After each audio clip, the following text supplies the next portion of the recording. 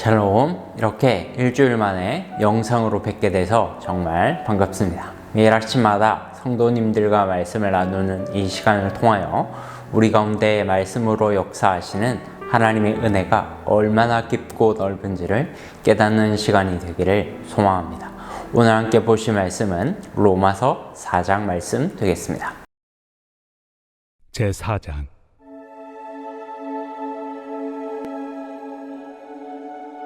그런즉 육신으로 우리 조상인 아브라함이 무엇을 얻었다 하리요? 만일 아브라함이 행위로서 의롭다 하심을 받았으면 자랑할 것이 있으려니와 하나님 앞에서는 없느니라. 성경이 무엇을 말하느냐?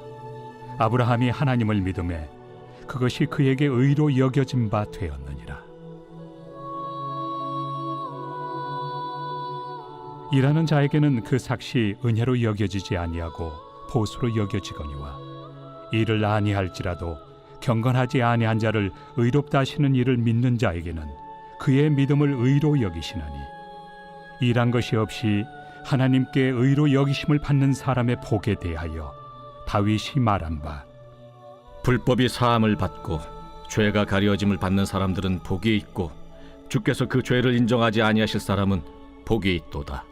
함과 같으니라. 그런즉 이 복이 할례자에게냐 혹은 무할례자에게도냐? 무릇 우리가 말하기를 아브라함에게는 그 믿음이 의로 여겨졌다 하노라.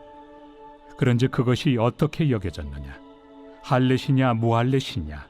할례시가 아니요 무할례시니라.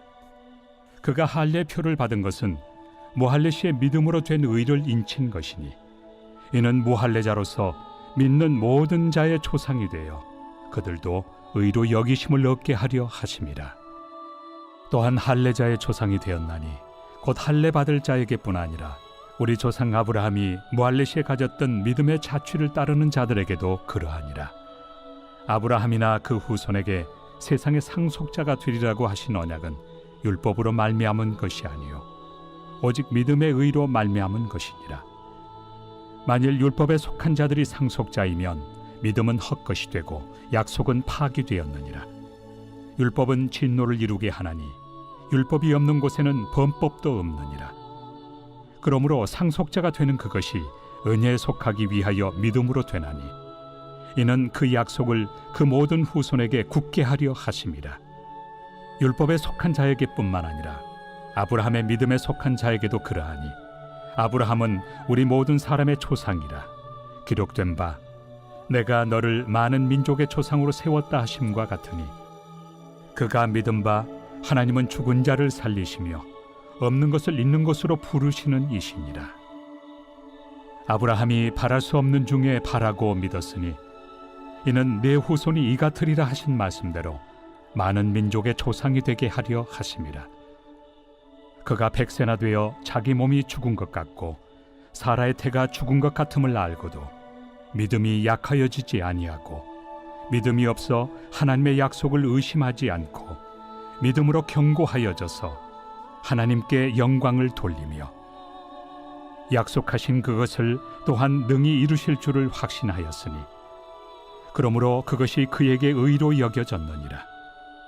그에게 의로 여겨졌다 기록된 것은 아브라함만 위한 것이 아니요 의로 여기심을 받을 우리도 위함이니 곧 예수 우리 주를 죽은 자 가운데서 살리신 이를 믿는 자니라. 예수는 우리가 범죄한 것 때문에 내줌이 되고 또한 우리를 의롭다 하시기 위하여 살아나셨느니라.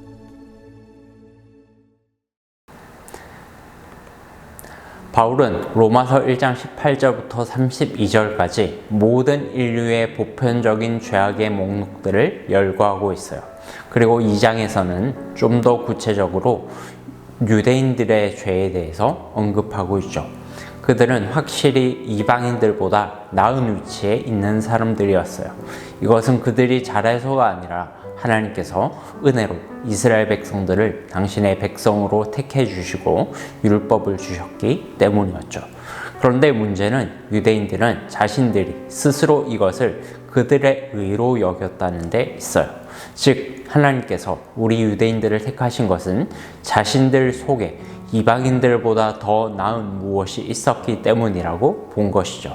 그래서 유대인들은 더욱 하나님을 열심히 섬기기 위해서 율법의 조항들을 수백 가지, 수천 가지 세부 조항들로 나누어서 철저하게 행했고, 이것은 자연스럽게 다른 이방인들에 대한 멸시와 조롱으로 이어졌습니다. 하나님의 은혜를 의지한 것이 아니라 지금 율법을 행하고 있는 자신들의 행함이 얼마나 의로운지를 자랑한 것이죠. 그러나 여기서 바울은 실제로 율법을 철저하게 지켰다라고 말하고 있는 유대인들의 행위도 하나님 보시기에는 율법의 기준을 충족시키지 못했다라고 고발하고 있는 거예요. 그들은 마음으로 이미 수십 번 간음, 도둑질, 살인 등을 행한 자들이라고 말하고 있습니다. 이것이 바로 유대인들의 죄였습니다. 이어진 3장의 내용은 무엇이었죠? 유대인이나 헬라인이나 다른 모든 이방 민족들, 즉 모든 인류가 죄인이기 때문에 하나님의 심판이 눈앞에 있다는 것이었어요. 심판의 기준은 하나님의 거룩한 율법입니다. 율법을 모르고 죄를 지은 이방인들이나 율법을 알고도 그 율법에 미치지 못한 유대인들이나 모두 하나님 보시기에는 진노 아래 있는 자들이었습니다. 이것이 바로 저와 여러분이 예수 믿기 전의 상태이며 모든 인류가 처한 상황입니다. 믿으십니까? 사랑하는 여러분, 구원의 빛이 우리에게 비추기 위해서는 먼저 나 자신이 멸망받아 마땅한 죄인이라는 것을 알아야 합니다. 그것이 바로 성경의 순서예요. 그러나 3장의 말씀은 거기서 그치지 않습니다. 3장 21절부터 대반전이 시작돼요. 3장 21절, 22절 같이 한번 볼까요? 이제는 율법 외에 하나님의 한 의가 나타났으니 율법과 선지자들에게 증거를 받은 것이야. 곧 예수 그리스도를 믿음으로 말미암아 모든 믿는 자에게 미치는 하나님의 의인이 차별이 없느니라. 예수 그리스도는 모든 율법을 순종하셨고 완성하신 분입니다. 그리고 율법과 선지자들에게 이분이 궁극적인 인류의 메시아야 라고 증거를 받은 분이세요. 그러므로 이제 모든 인류는 율법이 아닌 오직 예수 그리스도를 믿음으로 말미암아 하나님의 의에 이를 수 있게 된 것입니다. 자, 이런 문맥을 이해하면서 오늘 본문인 4장을 한번 볼까요? 4장 1절에서 갑자기 바울이 아브라함 얘기를 합니다. 그리고 6절에서는 다윗이 등장하죠. 이 두 사람은 이스라엘 역사에서 가장 위대한 위인들입니다. 유대인들은 자신들이 아브라함과 다윗의 육신의 혈통에서 나서 율법을 소유한 사람들이라는 것을 인생 최고의 자랑으로 여기는 사람들입니다. 쉽게 얘기하면 이 사람들에게는 예수 그리스도가 아무리 우리의 믿음의 근원이시다라는 설명을 해도 귀에 안 들어오는 거예요. 완고한 고집으로 예수를 거부하는 거죠. 그래서 4장에서 바울은 이들이 그렇게 자랑하는 조상인 아브라함과 다윗조차도 그들의 행위로 의로움을 받은 것이 아니라 오직 하나님을 믿을 때 그 믿음을 하나님께서 의로 여겨주셨기 때문에 구원을 받은 것이라고 말하고 있는 것입니다. 소위 이신칭이라고 하는 말이 여기서 나온 것이죠. 3절 말씀을 함께 볼까요? 성경이 무엇을 말하느냐? 아브라함이 하나님을 믿음에 그것이 그에게 의로 여겨진 바 되었느니라. 여기서 성경은 창세기 15장 6절을 바울이 인용한 것인데요. 이 구절은 아브라함이 처음으로 믿음으로 의롭다 하심을 받은 구절이에요. 함께 볼까요? 15장 6절입니다. 아브라함이 여호와를 믿으니 여호와께서 이를 그의 의로 여기시고. 네, 이때는 하나님께서 아직 아브라함의 이름을 바꾸지 않으셨을 때라서 아브라함이죠. 다윗도 마찬가지예요. 다윗도 그가 행한 위대한 업적 때문에 하나님께 인정받은 것이 아니죠. 허물과 죄가 많은 연약한 인간이었지만 그럼에도 불구하고 다윗이 하나님을 의지하고 용서를 구했을 때 하나님께서 그것을 그의 의로 여겨주신 것입니다. 6절부터 8절 말씀이에요. 일한 것이 없이 하나님께 의로 여기심을 받는 사람의 복에 대하여 다윗이 말한 바 불법이 사함을 받고 죄가 가리어짐을 받은 사람들은 복이 있도다. 주께서 그 죄를 인정하지 아니하실 사람은 복이 있도다 함과 같으니라. 아멘. 여기서 일한다라는 말은 쉽게 말해 인간의 공로와 행위를 나타내는 거죠. 우리는 돈을 벌기 위해서 직장에서 열심히 일을 할 것입니다. 그리고 그에 대한 합당한 월급을 받겠죠. 우리 중 아무도 우리에게 월급을 주는 사장에게 아이고 은혜가 풍성한 사장님 감사합니다 라고 말하지 않습니다. 왜죠? 그건 우리가 일한 것에 대한 정당한 대가니까요.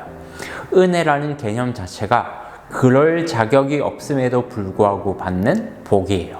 그게 은혜의 정의입니다.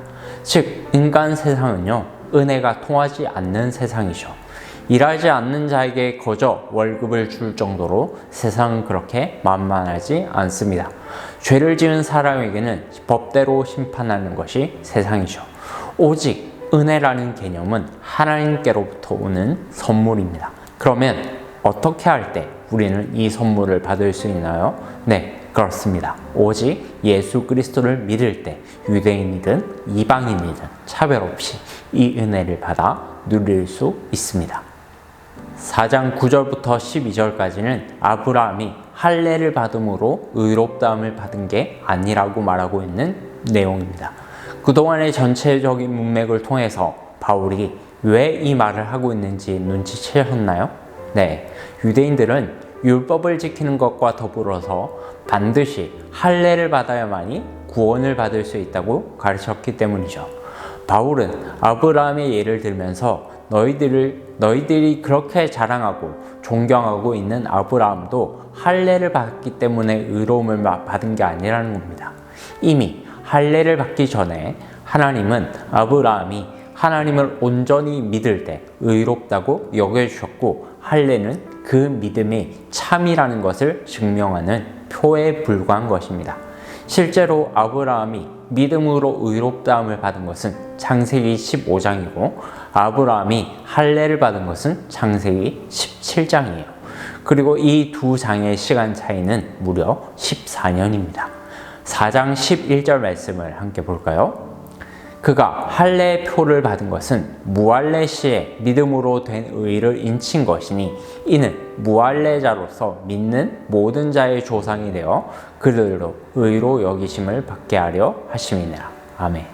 무할례자로서 믿는 모든 자의 조상이 되었다. 이 표현이 중요하죠. 만약 아브라함이 할례를 받음으로 의로 여기심을 받았다면 오늘날 우리도 세례를 받을 때 구원이 임할 거예요. 그러나 아브라함은 분명 할례를 받기 14년 전 이미 믿음으로 의롭다 하심을 받았습니다. 그러므로 오늘날 우리도 세례라는 것은 이미 예수 그리스도를 믿음으로 영접한 자들이 받는 표징이라고 가르칩니다. 절대로 세례와 구원을 동일시하지 않죠. 그렇게 가르치는 것은 명백한 오류이며 비성경적입니다. 자, 이제 남은 것은 이것입니다. 아브라함 편에서는 무엇을 해야 할까요? 믿기만 하면 되니까 입술로만 믿는다고 고백하고 행위로는 막 살아도 되는 것일까요? 아닙니다.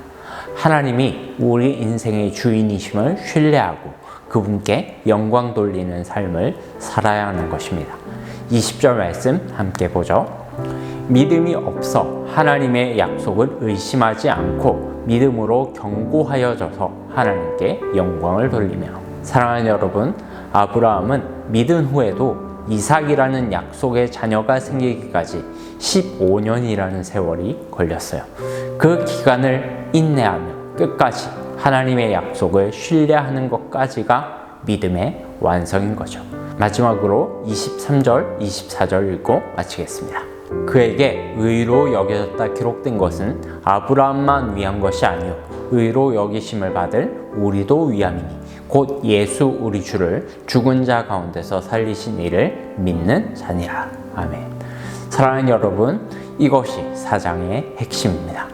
아브라함은 우리 모든 그리스도인들의 믿음의 본이에요. 어떤 점에서 그렇습니까? 아브라함이 행위나 할례에 의해서가 아니라 믿음으로 의롭다함을 받았기에 우리도 예수를 믿음으로 의롭다함을 받을 수 있는 길이 열린 것입니다.